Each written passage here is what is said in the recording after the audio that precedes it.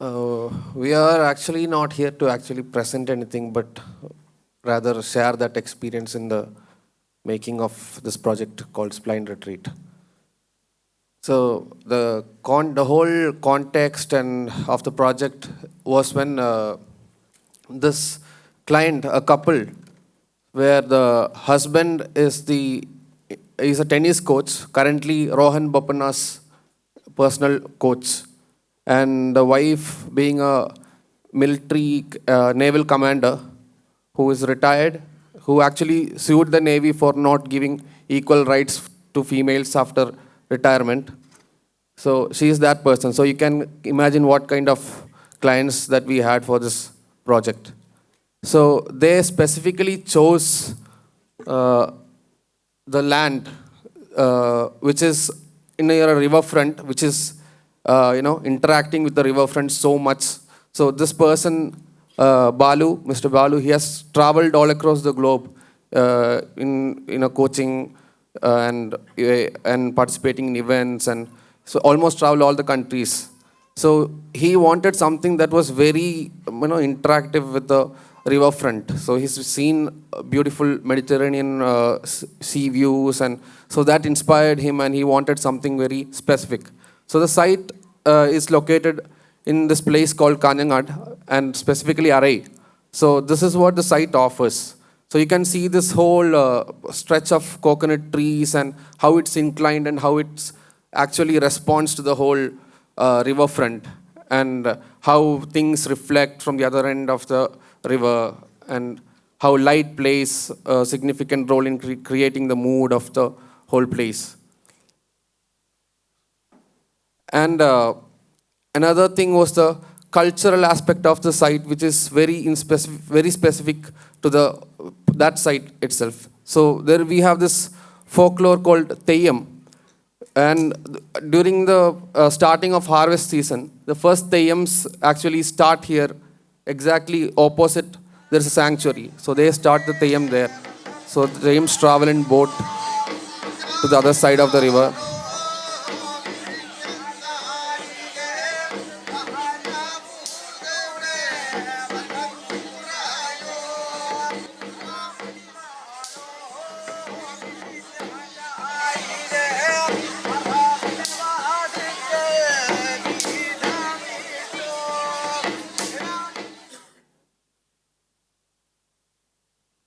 So, taking in the land, which is a site, and the topography of it, how the treescape is aligned, and again bringing in the cultural aspect of the specific location and integrating them together is what resulted in this thought of having something which is culturally and contextually very significant. So we actually went there, sat at the site for hours, days together to actually ignite that idea of what actually needs to be blended together to create a gentle curve that almost blends in with the whole context, where one curve comes like this and the other curve actually matches and aligns with the inclination of the coconut trees and how it responds to the river bank. So this was one of the initial sketch that we did actually when we were on the site. So how the whole thing transformed was, there is this zoning and massing, which I'm going to explain to you right now. So basically this site, you can see it inclines on two different angles, and it's a very small site where almost 8 cents is land covered and the rest 5 cents or something is on the river, which is wetland. So this framework, which is done first, holds the main living space and the mezzanine bed space of the house, and there is this another block that comes up which holds the kitchen and another bedroom that faces the river altogether, and there is this wall and the setback which acts setback, and there is a compound wall on the other side. So and what adds on is these projecting elements, functional elements that activates the whole space. So that's the hammock that projects outside, and there is this bar counter come slide that falls into the river, it feels as if it emerges from the river and becomes the bar counter. So that kind of a outdoor deck space, and the setback becomes the deck that projects into the river. So these three functional projections acts like activity generators. And there is this whole context of the river and the activities there. And there are the trees and how it is inclined. So basically this is the plan. Quickly move on to the next slide. So there's the mezzanine bedroom on the top. So this is the elevation that you see from the riverfront, and the section, how the whole thing responds. And now we take you to the process of how we kind of made sure that something like this, where bamboo becomes the primary material for building, how in a scenario where we have absolute not much knowledge about what bamboo does and properties of bamboo and its possibilities as a material, we tried to take up that opportunity of using a material like bamboo and how it can be crafted to actually something like bamboo, which is the fastest growing grass and it's almost replenishable. And how the possibility of such material can be actually used to respond to this kind of context and how organically it can fit in. So only when we made this model, which almost took 3 weeks, we had to individually, burn it on top of the gas stove and start bending it. So every member was created. So all of this is handmade. And it took almost 3 weeks to make sure that the whole structure will stand, where you don't even have a structural code for a material like bamboo, where every species of bamboo acts differently, every member acts differently. So you have to kind of foresee this idea that the whole structure should stand together as in one piece. So we had to do that in a larger scale. So quickly take you through the process of construction and some of the joineries. So in between, we also created these workshops where students were also involved during the construction process. We did little furnitures there. So it was a whole experience where we as an office, students and laborers all together had to, discover new things and take part in this whole process.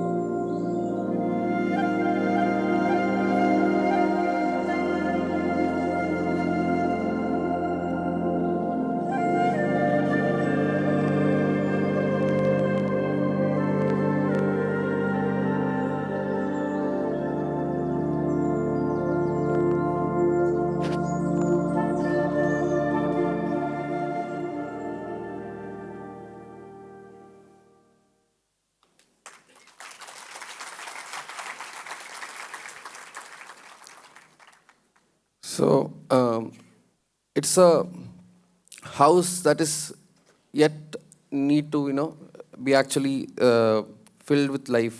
So it's a client's dream that is he has built, and he's waiting for his retirement life so that he can come and stay there.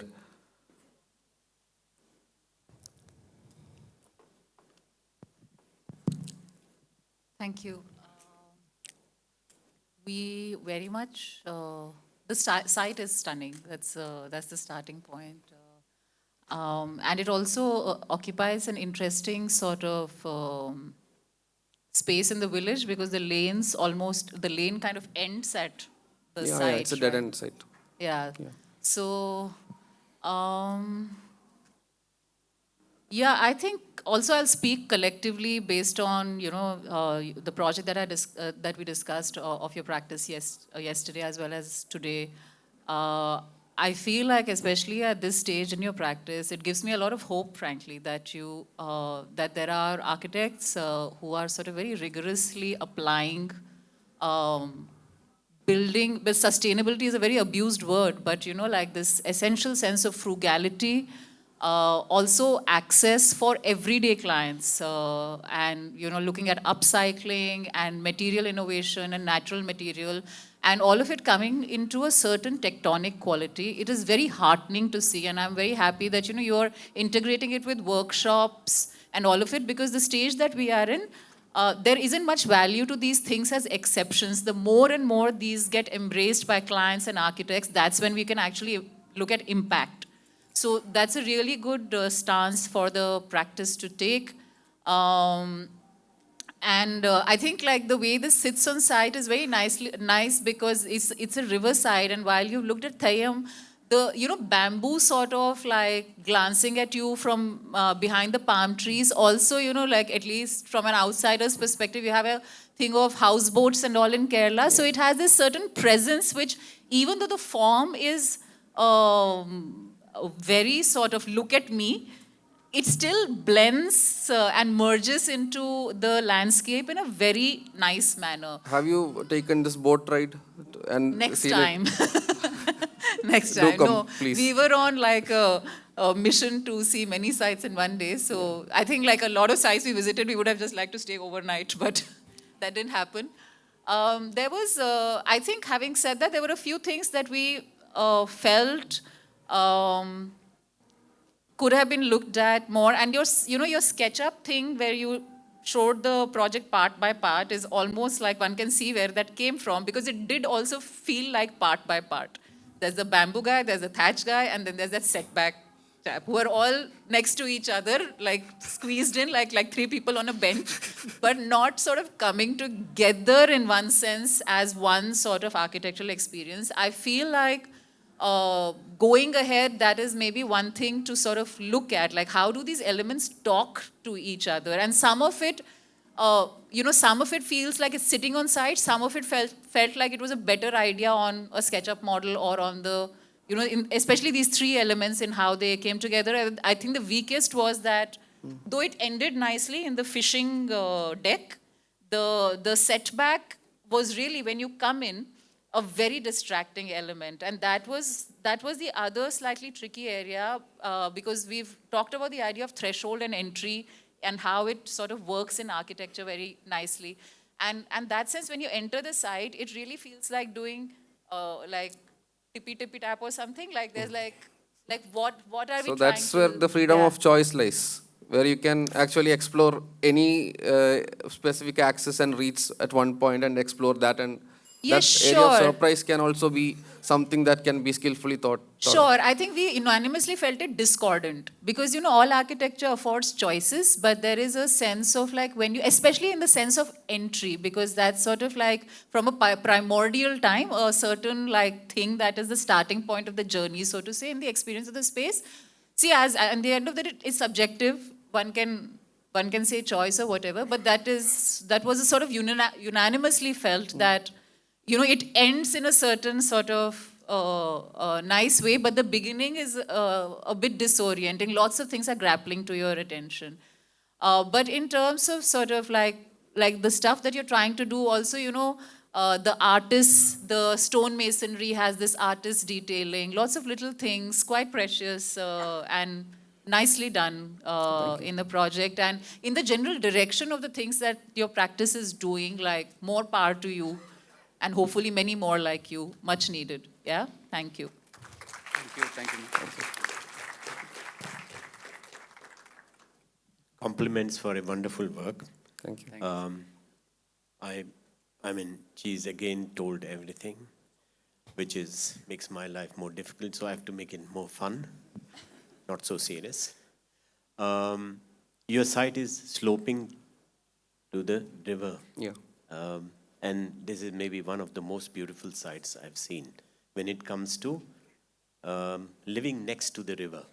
That's what your client wants, no? Yeah. Now, living next to the river, there are, of course, many images that we get. We get many ghats. Banaras is a very famous ghat. Then you have temples here in Kerala that have also water bodies, not maybe necessarily flowing water, but water bodies, and then you step down and you connect to water. Now, this connection, you have slope and a connection to water to establish, and then you put your architecture. I understand you're young people, and that's wonderful because you can see that from the work and the courage you have in putting things together, materials together, that that are not very, very friendly to each other. I'll come to that little later, but first let me solve this matter with the relation between water and the land. I feel you have ignored it completely.